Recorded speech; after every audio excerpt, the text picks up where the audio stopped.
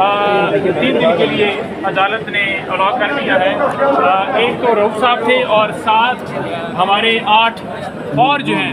وہ لوگ جو اریسٹ کیے گئے تھے، یہ اسٹاف ہے اور ان کا کوئی پولیٹیکلی بھی معاملہ نہیں ہے۔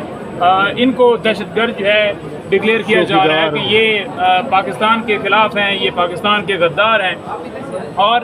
افسوس کی بات ہے، شرم کی بات ہے کہ جس طرح پہلے انہیں اٹھا کر لے جایا گیا ہے اور پھر اس میں آپ نے دیکھا کہ پہلے سی آئی اے آفس لے کر گئے، پھر اس کے بعد آپ نے یہ بھی دیکھا کہ سی آئی اے آفس کے بعد جو ہے انہوں نے کہا جی کہ اب پولیس جو ہے وہ اس کے حوالے ہے، اور پولیس سے پھر ایف آئی اے کے حوالے کر دیا گیا، اور ایف آئی اے سے پھر ریمانڈ جو ہے دوبارہ ایف آئی اے کو دے دیا گیا۔ پہلے ساری انہوں نے سوالات کرنے تھے، رؤف صاحب نے اور باقی تمام لوگوں نے تمام جوابات دے دیے ہیں۔ ان کے سیل فونز جو ہیں وہ لے لیے گئے تھے، ان سے پاسورڈ وغیرہ لے لیے گئے تھے رؤف صاحب سے، انہوں نے پاسورڈ اور ساری چیزیں مانگی، انہوں نے ایک ہی چیز فراہم کر دی ہے۔ تو کوئی ایسی ایویڈنس نہیں ہے کوئی فون کے اندر کہ کوئی ایسا بم نکلا ہے یا کوئی ایسی ایویڈنس نکلا ہے جس سے وہ کہیں کہ یہ پاکستان کے دشمن ہیں۔ تو لہٰذا جب ساری چیزیں فراہم کر دی گئی ہیں، آپ ریمانڈ تب دیتے ہیں جب آپ دیکھتے ہیں کہ کوئی چیز باقی ہو، کوئی سوال باقی ہو، کوئی ایسی چیز انویسٹیگیشن کے اندر باقی ہو۔ تو جب ساری چیزیں پہلے ہی آلریڈی 2 دن بڑا ایک ٹائم ہوتا ہے، اس کے بعد اس ساری صورتحال کے اندر دوبارہ دینا ہم یہ سمجھتے ہیں کہ ایک افسوسناک صورتحال ہے، زیادتی ہے، یہ ظلم کیا جا رہا ہے اپنے ہی لوگوں کو جو ایک محبت وطن پاکستانی ہیں، وہ ملک میں رول آف لا اور قانون کی بالادستی کے لیے عمران خان کے ساتھ کھڑے ہیں۔ تو آپ ان کو غدار ڈکلیئر کریں اور ان کو جو ہے دوبارہ ریمانڈ دیا گیا ہے، تو ہم اس کے اوپر بہت زیادہ افسوس کرتے ہیں اور ڈیفینیٹلی ریمانڈ کو چیلنج کرنے کے حوالے سے بھی ہم اب اس کے اوپر لائے عمل دیں گے۔ شعیب شہین صاحب آپ سے بات کریں گے جو آپ کو مزید ساری چیزیں اس کے اوپر آپ سے بیان کریں گے۔ بسم اللہ الرحمن الرحیم۔ پہلی بات تو یہ ہے کہ جس انداز سے پولیس نے اس دن چھاپا مارا، وہاں ہماری خواتین کو گرفتار کیا، ہمارے جو سینٹرل سیکریٹریٹ میں کام کرنے والے آفیشلز کو گرفتار کیا، اور رؤف حسن صاحب جو کہ 74 سال کی شخصیت ہیں اور وہ کینسر پیشنٹ ہے، اور جس انداز سے ان کو گرفتار کر کے لے گئے، نہ صرف یہ دہشت گردی ہے بلکہ یہ ڈکیتی ہے اور حفظ بے جا میں رکھنے کی ایک حرکت ہے۔ اور جن ہماری خواتین کو 10 گھنٹے بعد انہوں نے ان کو ریلیز کیا،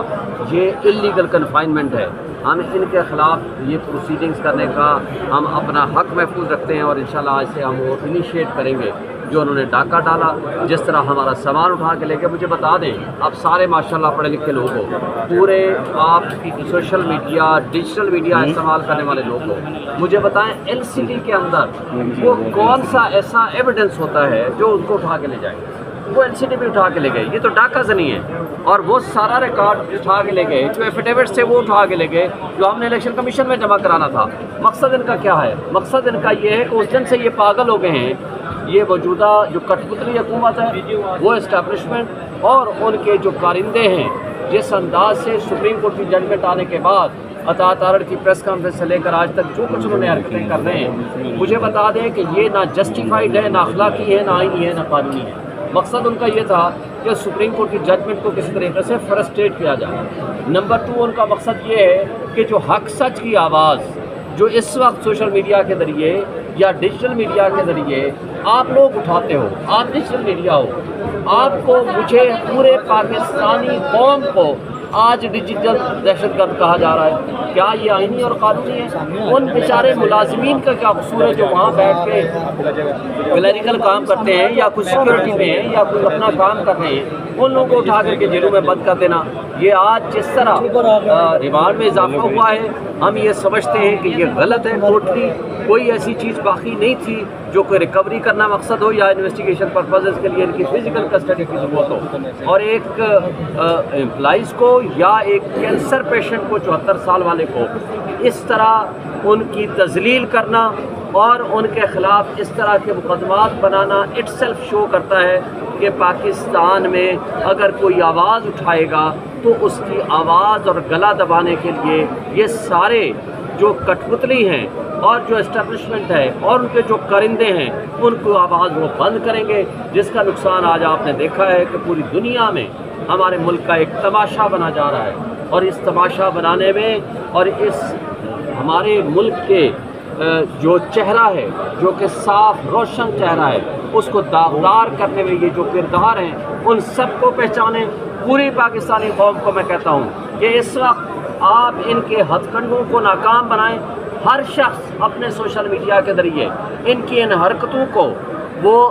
نہ صرف کرٹیسائز کرے بلکہ اس کو کنڈیم کرے جس انداز سے یہ حرکتیں کر رہے ہیں. انشاءاللہ وہ وقت دور نہیں کہ جب یہ عمران خان بھی باہر آئے گا, رؤوف حسن صاحب بھی باہر آئیں گے, اور جو اس کے ساتھ ہمارے امپلائیز کو جس طرح اذیت دے کے اٹھایا گیا ہے وہ بھی باہر آئیں گے. انشاءاللہ حق سچ کا بول والا. سر جی آج ایک ریفرنس کی بات ہو رہی ہے, آج بڑا ریفرنس جو ہے وہ ہائی کورٹ میں لے کے آیا جا رہا ہے, کیا آپ کہیں کو گے؟ بتا دیں گے, خبر دے دیں گے. اوکے سر یہ ہوگا.